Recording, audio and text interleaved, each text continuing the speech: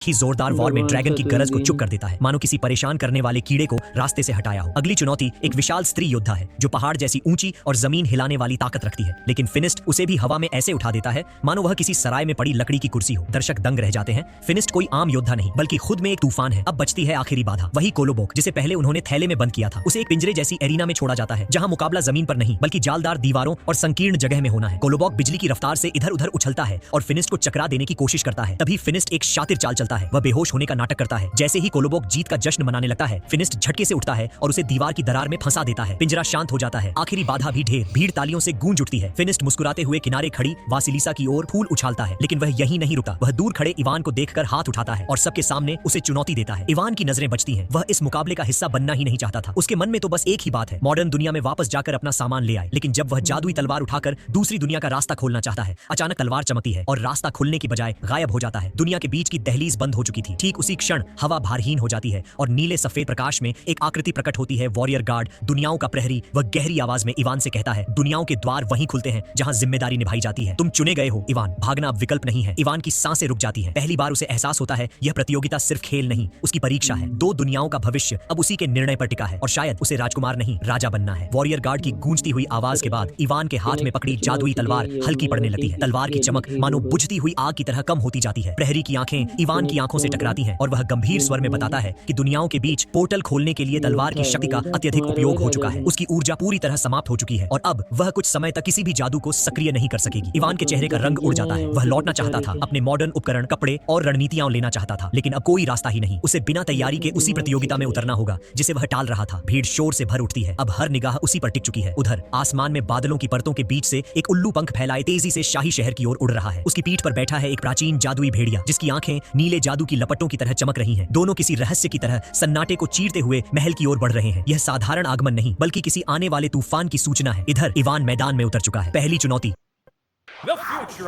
लेकिन उसके पास है अनोखा दिमाग और बेफिक्र अंदाज। वह ड्रैगन की लपटों से बचने के लिए अजीब सी कलाबाजियां करता है। कभी जमीन पर लौटने लगता है, कभी अचानक पीछे की तरफ दौड़ जाता है और अंत में किसी तरह ड्रैगन की लपटों को उलटकर उसे खुद ही गर्म कर देता है। लोग हंस भी रहे हैं लेकिन मान भी रहे हैं। इवान का तरीका अनोखा है पर असरदार है। वह पहली बाधा पार कर लेता है। दूसरी चुनौती, वही पहाड़ जैसी विशाल स्त्री योद्धा, लेकिन इस बार हालात अलग हैं। जैसे ही वह उसके सामने आती है, वह मुस्कुराकर आंख मारती है। पता चलता है कि वह इवान की पुरानी साथी है। वह हल्का सा सिर झुकाकर उसे याद दिलाती है कि उसने पहले ही मदद करने का वादा किया था। बिना एक भी मुक्का चलाए वह खुद ही रस्सी पकड़कर ऊपर लटक जाती है और रास्ता छोड़ देती है। दर्शक एक दूसरे की तरफ देखकर फुसफुसाते हैं, ये हारा नहीं, ये तो पास मोहब्बत से हुआ है। मैदान में हलचल बढ़ती है। हवा में जादू की गंध घुल जाती है। जादुई भेड़िया दंदनाहट के साथ मैदान के किनारे पहुंचता है। उसकी पीठ पर बैठी है वारवरा, पहाड़ों की चुड़ैल, जो इवान को लंबे समय से देखती आ रही है। उसकी निगाहें बताती हैं कि यह प्रतियोगिता अब साधारण मुकाबला नहीं रहने वाली। उसी क्षण आसमान से नीचे उतरता हुआ उल्लू जमीन पर आकर बदलने लगता है। उसकी पंखों की आकृति पिघलती है और सामने खड़ी दिखाई देती है गैलिना, पूर्व रानी, जिसके पास सदियों पुरानी बुद्धिमत्ता है। उसकी वापसी इस बात का संकेत है कि अब राज्य के भाग्य की डोरें फिर से कसने वाली हैं। इवान अभी सांस भी नहीं ले पाया कि उसे एहसास होता है ये लड़ाई सिर्फ सम्मान की नहीं बल्कि इतिहास को नया मोड़ देने वाली है। तलवार भले ही शांत हो, लेकिन भाग्य अब जाग चुका है और शायद यह परीक्षा इवान को उस रास्ते पर ले जाने वाली है जहां एक राजकुमार राजा बनने का हक साबित करता है। जंगल के भीतर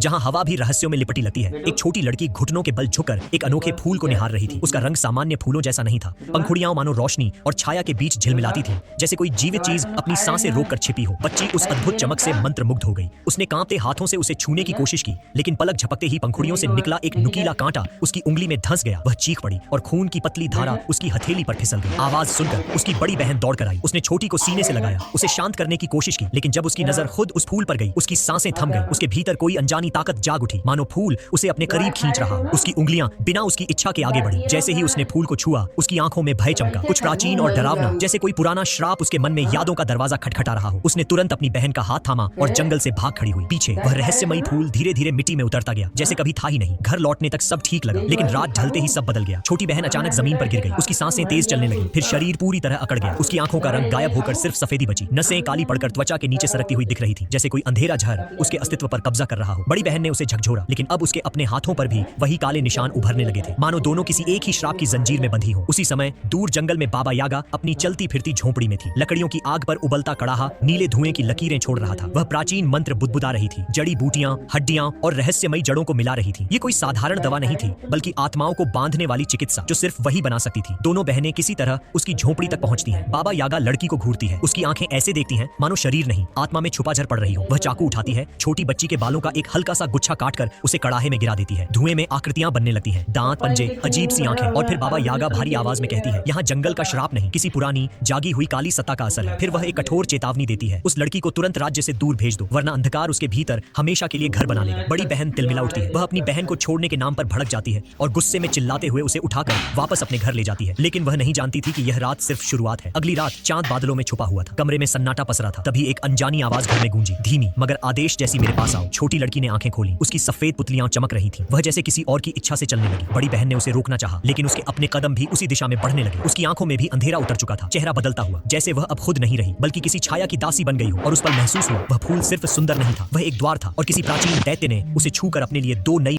और पेड़ों की कराह जैसी हवा के बीच बड़ी बहन अपनी बीमार, आधी मृत सी दिखती छोटी बहन को उठाए फिर उसी जगह ले आई जहां वह रहस्यमयी फूल मिला था। उसे यकीन था कि बीमारी की शुरुआत यही हुई थी और शायद उसका अंत भी यही हो सकता है। पर जैसे ही वे उस खुली जगह के पास पहुंची, जमीन में जड़ें फुसफुसाने लगी। बेलें जमीन पर खिसकने लगी, जैसे कोई सांप पत्तों के नीचे पीछा कर रहा हो। फिर अचानक बेलें उठी और इंसानों की भाषा में फुसफुसाई। आवाज ठंडी थी लेकिन मोहक, मानो वही आवाज हो जो रात में उनके कानों में उतरकर उन्हें पुकारती थी, तुम्हें फिर वापस आना ही था। बड़ी बहन क्रोध में कांप उठी। वह मशाल उठाकर इस शैतानी सत्ता को जला देना चाहती थी, लेकिन वह क्या जानती थी कि वह किसी साधारण शाप का सामना नहीं कर रही। यह एक प्राचीन दैवीय सत्ता थी जिसे जंगल के देवतागण भी भुला चुके थे। मशाल हवा में उठी ही थी कि बेलें दहाड़ती हुई उन पर टूट पड़ी। अगले ही पल बहनों के हाथ पांव बंध चुके थे। बेलों ने उनके शरीर के भीतर अंधेरे जादू को उतारना शुरू किया। नसें काली पड़ी, आंखें बुझते तारों जैसी सफेद हुई और फिर दोनों बहनें इंसान नहीं रही, वे बन चुकी थीं ब्लैक विचेस, जंगल की काली पुजारी ने। वारवरा, तूफानों को वश में करने वाली गैलिना, रूप बदलने की महारानी जो उल्लू बनकर उड़ सकती थी। अब यह जंगल की चुड़ैलें ही थीं जो योद्धा प्रतियोगिता में घुस आई थीं। किस्मत ने उनको वहीं वापस पहुंचा दिया जहां शक्ति सोई थी। राजसी मैदान। गैलिना साधारण उल्लू का रूप लेकर महल की दीवारों के ऊपर नीचे उड़ती दिखती। वारवरा अपने काले जादू के साथ किसी छाया की तरह लोगों के बीच घूमती। कोई समझ ही नहीं पाया कि ये दोनों वही बहनें हैं जिनकी चीखें एक रात जंगल ने निगल ली थी। उन्हें क्या चाहिए था? केवल एक चीज, जादुई तलवार जो दुनियाओं के बीच की दहलीज खोल सके। राजा इल्या को पता चल गया। उनका आदेश गूंज उठा, इन चुड़ैलों को पकड़ो, युद्ध शुरू हो जाता है। राज्य के सैनिक वारवरा को घेरते हैं, लेकिन वह मुस्कुराती है और एक इशारे के साथ हवा में काली रेखाएं चमकती है। सैनिकों की आंखें धुंधली पड़ती हैं और फिर वे दोबारा उठते हैं। इस बार इंसान नहीं, बल्कि उसके नियंत्रण में चलती हुई कठपुतलियां चीखें उठती हैं। लोग चारों ओर भागते हैं,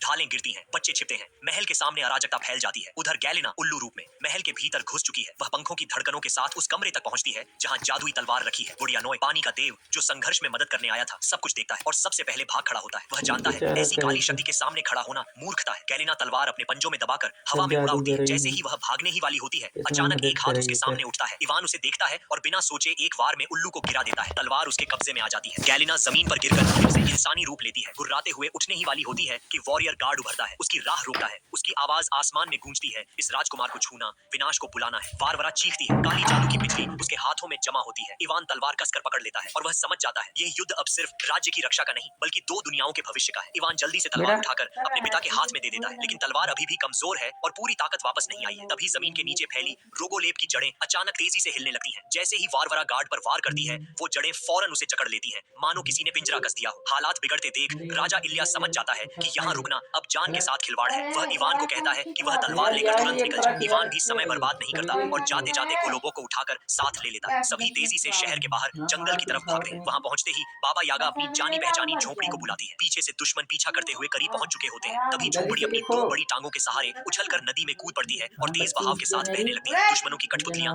बस उसे दूर जाते हुए देखती रह जाती हैं। उन्हें यकीन हो जाता है कि सब लोग उसी झोपड़ी में थे, लेकिन यह सब धोखा था। असल में इवान और बाकी सभी झोपड़ी में नहीं, बल्कि नदी किनारे बड़े लकड़ी के मोटे लट्ठों के नीचे छिपे हुए थे। झोपड़ी तो सिर्फ दुश्मनों का ध्यान भटकाने के लिए भेजी गई थी। तभी वहां वो वोडियानोय भी मिल जाता है जो सबसे पहले भागा था। सब लोग उसे ऐसी नजरों से देखते हैं जैसे कह रहे हो अब तो काम आएगा, और बस मुफ्त का मजदूर मिल जाता है। वोडियानोय अनिच्छा के बावजूद उन्हें घसीटते हुए आगे ले जाने लगता है। अब उनकी अगली मंजिल है एक विशाल बेहद खतरनाक मछली को ढूंढना। दूसरी तरफ झोपड़ी जो अभी कुछ पल पहले ही नदी किनारे खड़ी थी, अचानक अपने दो मजबूत चिकन पंजों पर इतनी तेज दौड़ पड़ती है जैसे किसी ने उस पर बारूद लगा दिया। लकड़ी के पैर मिट्टी में धंसते उखड़ते हैं, शाखाएं टूटती हैं और जमीन पर पत्तों का तूफान सा बन जाता है। वह बिना पीछे देखे भागे जा रही है जैसे उसे अपनी जान का डर हो। वारवरा पीछे पीछे पहुंचती है। उसके चेहरे पर गुस्से की ऐसी आग है जैसे किसी ने उसके जादुई गौरव को चुनौती दे दी हो। वह हवा में अपने हाथ उठाती है और काले धुएं जैसा जादू झोपड़ी की तरफ फेंकती है। पल भर में झोपड़ी की रफ्तार धीमी होने लगती है जैसे किसी को चलते चलते नशा चढ़ जाए, कदम लड़खड़ाए और सांसें भारी हो जाएं। ठीक उसी मौके पर कठपुतली सैनिक चारों तरफ से रस्सियां फेंकते हैं और झोपड़ी को जकड़ लेते हैं, मानो वे किसी जंगली जानवर को फंसा रहे हो। गैलिना गुस्से में झोपड़ी का दरवाजा धक्का मारकर खोलती है और अंदर झपटती है, लेकिन अंदर उसे सिर्फ खालीपन मिलता है। नीली ठंडी धूल, पुरानी लकड़ी की गंध और हवा में एक रहस्यमयी सन्नाटा। किसी इंसान का, किसी जादुई प्राणी का, किसी भी आवाज का एक भी निशान नहीं। गैलेना का गुस्सा अब आग में तब्दील हो चुका है। वह झोपड़ी को जलाने के लिए मंत्र पढ़ने ही वाली होती है कि तभी जंगल की गहराई में लकड़ी टूटने की आवाजें, फिर अचानक पेड़ों के बीच हिलते डुलते दो लंबे पंजे नजर आते हैं और फिर दिखती है एक दूसरी झोपड़ी। उस पल सबको जैसे किसी ने पत्थर बना दिया हो। क्या मतलब? ये झोपड़ियां जोड़े में रहती है। नई झोपड़ी बिजली की तरह छलांग मारती है, अपने बड़े चिकन पंजों से कठपुतलियों को उछालकर हवा में फेंकती है। कोई पेड़ पर जा लगता है, कोई कीचड़ में मुंह के बल गिरता है, फिर वह अपनी छोटी पत्नी यानी पहली झोपड़ी को झट से खींच लेती है और दोनों जंगल में ऐसी गायब होती है जैसे धरती नहीं निकल लिया। इधर दूसरी तरफ बुढ़िया नॉइस सबको लेकर एक तैरते हुए टापू तक पहुंचा। ये टापू पानी पर यूं तैर रहा है मानो किसी विशाल अदृश्य हाथ ने उसे सतह पर रखा। बाबा यागा आगे बढ़कर एक मोटी लोहे की जंजीर खींचती है। जंजीर खींचते ही पानी के अंदर से भयंकर दबाव के साथ फव्वारे उठते हैं, जैसे कोई सोया हुआ समुद्री दैत्य करवट ले रहा हो। कुछ ही क्षणों में पानी के नीचे से एक विशाल पूंछ बाहर उठती है, धीमी, भारी, लेकिन इतनी बड़ी कि पूरा टापू हिल जाता है। तभी सबकी आंखों में एक ही एहसास दौड़ जाता है, यह टापू कोई जमीन नहीं बल्कि एक विशाल कून मछली की पीठ है। सब लोग अब उसी कून की पीठ पर सवार होकर उत्तरी दिशा में उड़ती तरंगों के ऊपर यात्रा करने लगे हैं। उनका लक्ष्य साफ है, लैंड ऑफ द डेड, क्योंकि वही दफन है कोश्चेन, वही शख्स जो रोगोलेव को मार सकता है और जिसको उन्हें वापस जिंदा करना ही होगा। उधर रोगोलेव के सामने खड़ी गैलेना और वारवरा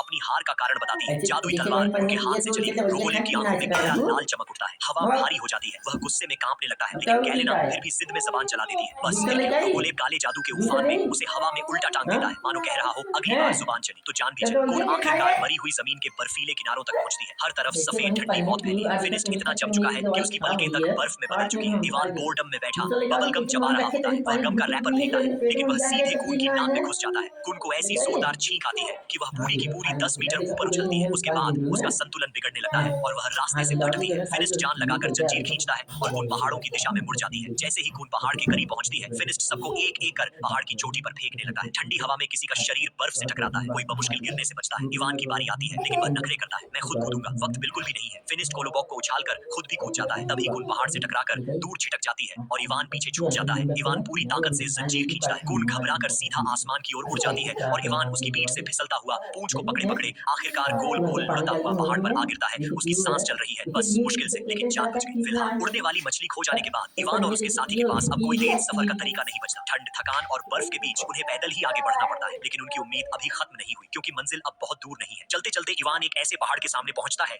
जिसका आकार इंसान के चेहरे जैसा लगता है, जैसे किसी विशाल पत्थर में किसी ने चेहरा तराश दिया हो। इवान समझ जाता है कि यह जगह साधारण नहीं है। अचानक वह पत्थर जिंदा हो जाता है और बोलना शुरू कर देता है। यह पहाड़ मरी हुई जमीन का दरवाजा है, लेकिन इसमें जाने के लिए उस पत्थर की परीक्षा पास करनी पड़ती है। जो लोग इसमें असफल हो जाते हैं वे यहीं ठंडी बर्फ की मूर्ति बनकर हमेशा के लिए कैद हो जाते हैं। इवान जानता है कि अगर उसने कोई गलती कर दी तो उसकी भी यही हालत हो जाएगी, इसलिए वह सीधे जवाब देने की बजाय दिमाग इस्तेमाल करता है। चतुराई से बातों को ऐसे घुमाता है कि पत्थर खुद ही अपने 3 सवाल पूछ लेता है और इवान बिना कुछ अधिक बोले उन सभी सवालों के जवाब दे चुका होता है। पत्थर गुस्से में तो आता है, लेकिन कोई नियम नहीं टूटा, इसलिए वह इवान को रोक नहीं पाता। यहीं एक जादुई क्रिस्टल प्रकट होता है। इस क्रिस्टल से मरी हुई जमीन में किसी आत्मा को फिर से जीवन दिया जा सकता है। इवान के दिल में सिर्फ एक ही ख्वाहिश है, वह अपने पिता को वापस जिंदा करना चाहता है। इवान पत्थर के मुंह के भीतर प्रवेश करता है, लेकिन अंदर एक बेहद गहरी खाई दिखाई देती है। उसका पैर फिसलता है और इवान सीधे नीचे गिर जाता है, पर गिरते ही दृश्य बदल जाता है। अब वह एक शांत काली झील जैसे पानी पर तैरती नाव में खड़ा है। यही रास्ता मृत आत्माओं की दुनिया की तरफ जाता है। इवान को उसी नाव के किनारे अपने पिता दिखाई देते हैं। उनके चेहरे पर वीरता भी है और दुख भी। वे बताते हैं कि जब उन्होंने इवान को बचाने के लिए पीछे रुककर लड़ाई की, तब उन्होंने शैतानी कठपुतलियों को खत्म तो कर दिया था,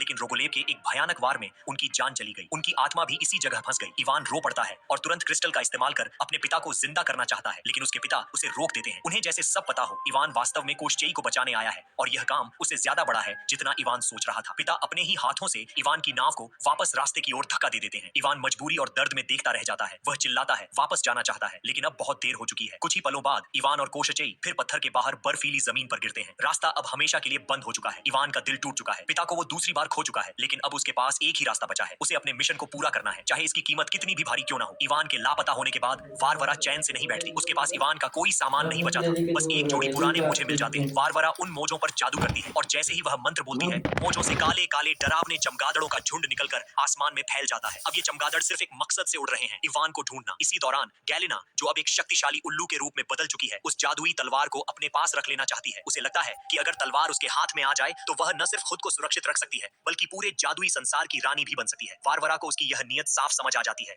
और वह जादुई भेड़िए पर बैठकर गैलेना का पीछा करती है। जैसे ही मौका मिलता है वह उस पर अचानक हमला कर देती है। कभी ये दोनों सहेलियां थीं, लेकिन आज दोनों एक दूसरे को मिटा देना चाहती हैं। उनकी लड़ाई पहले आसमान में होती है, चमगादड़ों, आग और जादू की टकराहट से आकाश जैसे फटने लगता है। फिर लड़ते लड़ते वे जमीन पर गिरती है, जहां पेड़ टूटने लगते हैं और जमीन फटने जैसी आवाजें आती हैं। दोस्ती नफरत में बदल चुकी है और अब दोनों पीछे हटने को तैयार नहीं। उधर इवान उसको क्रिस्टल तो की कहीं शक्ति हम से पाइए, कोषचेई को उसको तो वापस कहीं हम जीवित तो कर पाइए। देता है, लेकिन एक समस्या खड़ी हो जाती है। मरी हुई जमीन में ज्यादा समय बिताने के कारण कोषचेई की याददाश्त लगभग मिट चुकी है। उसे सिर्फ इतना याद है कि बहुत सदियों पहले उसने मैजिक स्टोन नाम के जादुई पत्थर की मदद से दुष्ट जादूगर रोगोलेब को हराया था। सबको शक होता है कि रोगोलेब की जिंदगी भी उसी मैजिक स्टोन से जुड़ी है और अगर पत्थर नष्ट हो जाए तो रोगोलेब हमेशा के लिए खत्म हो सकता है। लेकिन उस पत्थर को नष्ट कर पाना आसान नहीं, उसे सिर्फ वही जादुई तलवार तोड़ सकती है जो गैलिना हासिल करना चाहती है। इवान जंगल में तलवार ढूंढकर उसकी ताकत जांचता है, लेकिन इतने लंबे समय बाद उसका जादू खत्म हो उसको तो चुका है। देखिए। तलवार अब किसी सामान्य लोहे जैसी लगती है। गुस्से और निराशा में इवान तलवार को जमीन में गाड़ देता है। तभी कुछ अनोखा होता है। तलवार मिट्टी की गहराई से ऊर्जा सोखना शुरू कर देती है। धीरे धीरे वह फिर चमकने लगती है और अपनी खोई ताकत वापस पा लेती है। यह सब अनजाने में ही हो जाता है। इवान को एहसास भी नहीं होता कि उसने तलवार को फिर से चार्ज कर दिया है, लेकिन इस जादुई गतिविधि से गैलिना का ध्यान उसी जगह की ओर मुड़ जाता है। इवान दिन भर के संघर्ष से थक चुका था, इसलिए वह बाबा यागा की दी हुई ताकत की गोली खा लेता बाबा है यागा ताकि की जरूरत दवाई पड़ने तो पर खाई उसके पास थोड़ी शक्ति रहे। वह तलवार को एक भारी चट्टान के नीचे छिपा देता है और आराम के लिए वहीं सो जाता है। फिनिस्ट पहरा देता रहता है, लेकिन तभी जंगल के अंधेरे हिस्से से एक तीर फिनिस्ट को जा लगता है। यह देखकर सब चौंक जाते हैं। अब साफ हो चुका है कि गैलिना इवान के काफी करीब पहुंच चुकी है। अचानक हमला शुरू हो जाता है और सबको लड़ाई में उतरना पड़ता है। इवान तुरंत तलवार निकालना चाहता है, लेकिन ताकत की गोली का असर खत्म हो चुका है। सबसे बड़ी मुसीबत, वह सारी गोलियां पहले ही खा चुका है। अब न उसके पास ताकत है,